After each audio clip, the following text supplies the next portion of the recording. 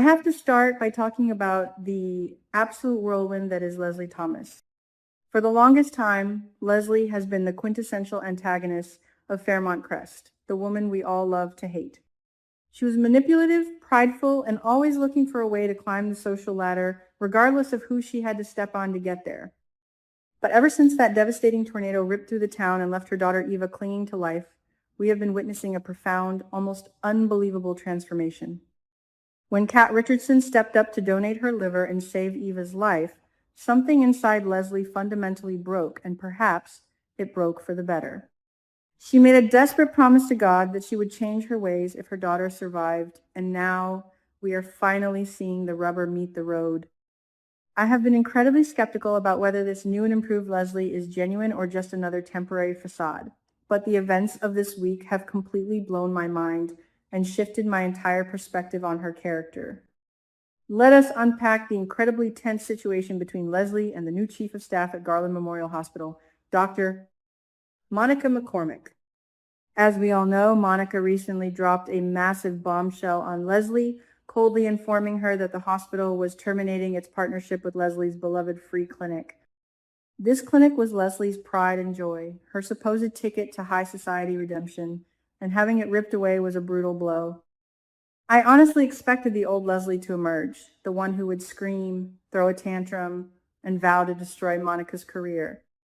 But instead, Leslie sought out a face-to-face meeting with Monica to seek absolute clarity on the cancellation. She didn't go in with guns blazing, she went in seeking answers. And the answer she received was nothing short of a psychological thriller. When they finally sat down to hash it out, Monica calmly revealed that she wanted to terminate the partnership because of her niece, Shanice Johnson. Now, we all know the bitter, toxic history between Leslie and Shanice. Leslie has treated that poor nurse terribly in the past. So, Leslie, looking utterly baffled, asked Monica a very pointed, brilliant question. Was Monica seriously willing to destroy a clinic that serves the poor and disenfranchised communities, stripping away vital medical benefits from those who desperately need them, all just to settle a petty family vendetta for her niece? I was cheering for Leslie in this moment. It was a highly logical, deeply moral question that proved Leslie was actually thinking about the patients, not just her own bruised ego. And then came the twist that left my jaw on the floor. Monica just smiled. A cool, calculated smile. She looked Leslie dead in the eye and confessed that the entire threat of termination was nothing more than a test. A psychological game. Monica explained that she needed to see, with her own two eyes, if Leslie had truly changed her wicked ways, or if she was still the selfish, narcissistic woman who tormented her niece. By pushing Leslie to the brink, Monica was testing her breaking point. And because Leslie responded with concern for the community rather than a selfish, vindictive plot, she passed. The two women actually shook hands, agreeing that the partnership will continue for the greater good of the community. So this makes me wonder, is Dr. Monica McCormick playing a dangerous game of God in that hospital? While I am thrilled that the free clinic is safe, I cannot help but feel a chill down my spine regarding Monica's leadership style. Who threatens the health care of impoverished citizens just to test a rival's character? My theory is that Monica is far more manipulative than we initially realized.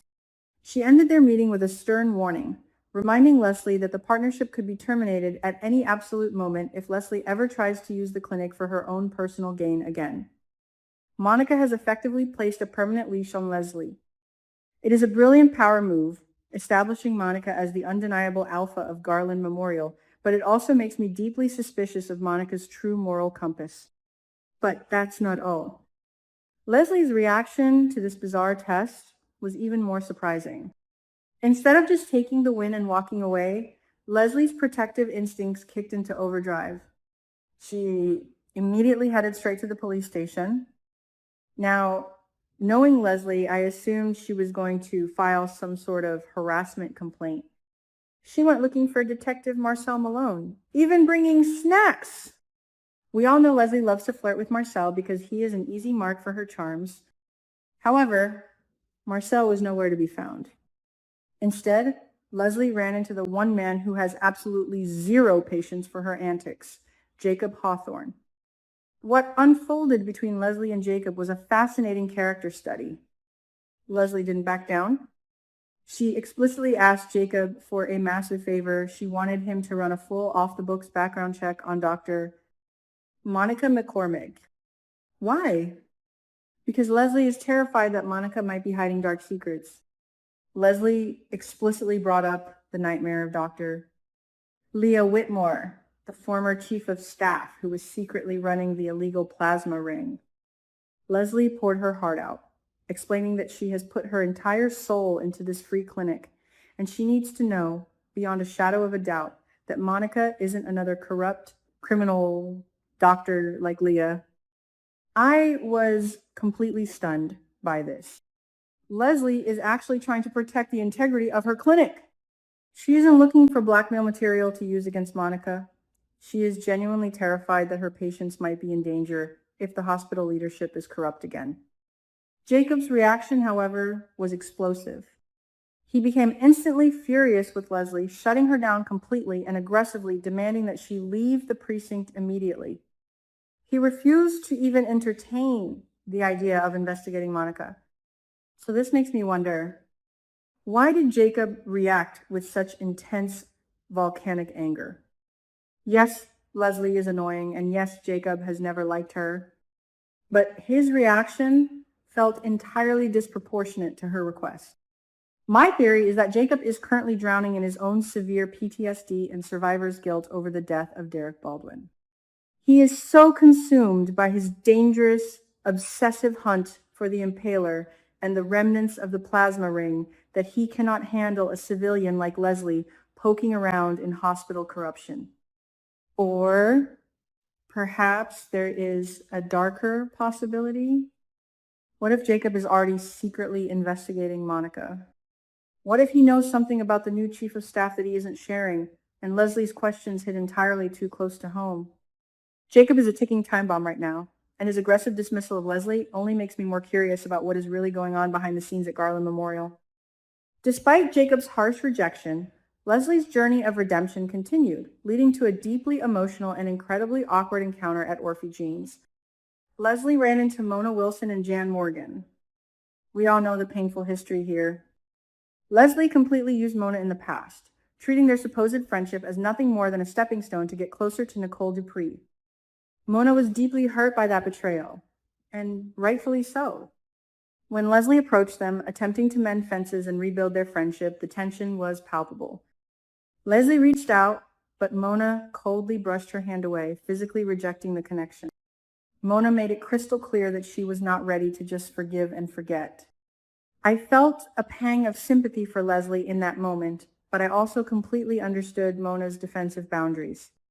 But then the conversation took a turn that proved just how much Leslie has evolved. Jan Morgan, always the observant one, brought up the devastating fact that Leslie's absolute dream house, her magnificent house, had been completely destroyed and swept away by the tornado. In the past, the old Leslie would have thrown a massive, theatrical pity party. She would have cried, complained, and demanded sympathy for her lost material wealth. She would have made herself the ultimate victim of the storm. Instead, Leslie's response was incredibly quiet, grounded, and profoundly moving. She looked at Mona and Jan and confessed that ever since Eva was lying in that hospital bed, hovering on the brink of death, she hasn't thought about that house for a single second. She stated with absolute conviction that her only focus right now is Eva's health and recovery. The house, the luxury, the status, it all means nothing to her anymore. She explicitly said that the rebuilding of the house needs to be put on permanent pause because her priorities have fundamentally shifted. This revelation was a turning point for Mona.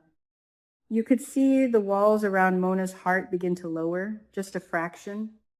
Mona was visibly pleased and satisfied by Leslie's raw honesty. It proved that Leslie wasn't just putting on an act. She had actually experienced a deep spiritual awakening.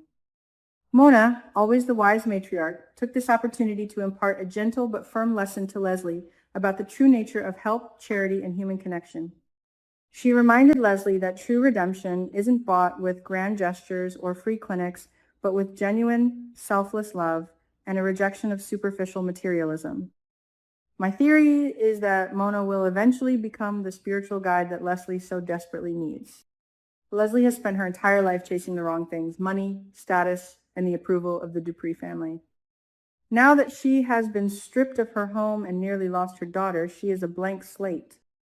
Mona's initial rejection was necessary to show Leslie that trust must be earned, not demanded. But Mona's subsequent approval of Leslie's new mindset shows that there is a path forward for them. I believe we are going to see a slow, beautiful friendship blossom between these two women, one built on mutual respect rather than manipulation. As I sit back and analyze all of these incredible developments, I find myself filled with a surprising amount of hope.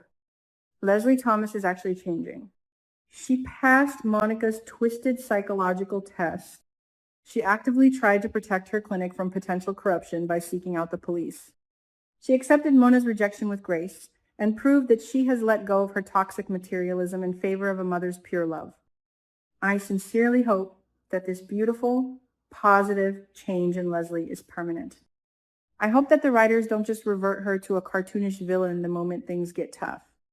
If Leslie can maintain this newfound grace, I truly believe that the residents of Fairmont Crest might finally find some much-needed peace. But knowing this town, peace is always a fragile, fleeting illusion. Will Monica's warning come back to haunt Leslie? Will Jacob's explosive anger lead to a devastating mistake? And most importantly, will Eva accept this new, hovering, deeply emotional version of her mother, or will she push her away? The drama is only just beginning, and I will be here to analyze every single second of it.